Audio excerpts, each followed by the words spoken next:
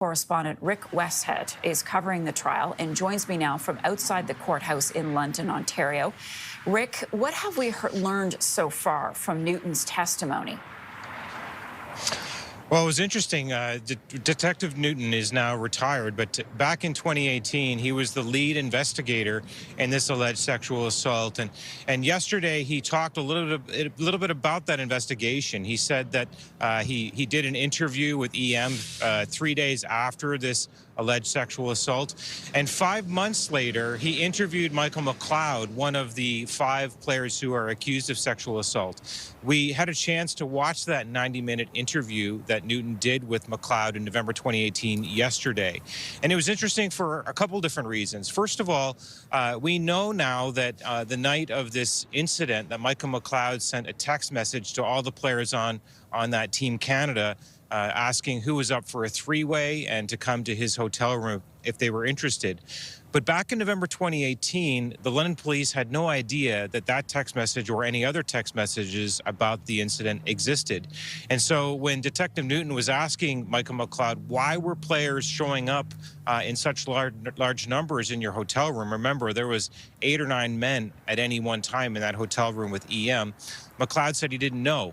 He said he didn't know why they were showing up, and that he told a few guys that he had ordered some food and had a girl in his room. He also talked a little bit about the so-called consent videos that he filmed, and I'll just read you one of his quotes from his interview with Detective Newton back in 2018. He said, "We were all hanging out.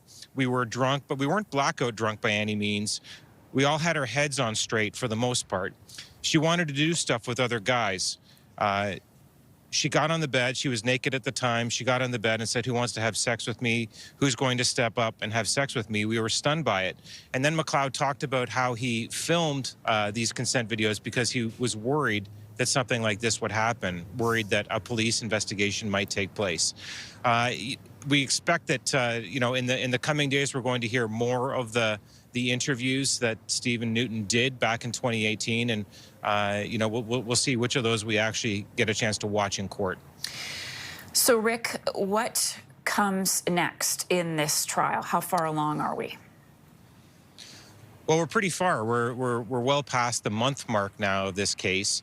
I expect that this morning we're going to have a chance to watch Alex Formanton's interview, another one of the co-accused players. He did an interview with police again back in 2018.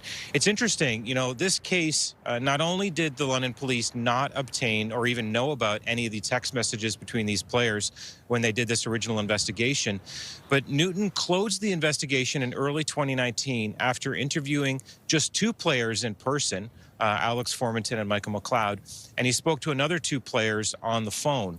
So 4 player interviews, and then the investigation was closed completely with no charges.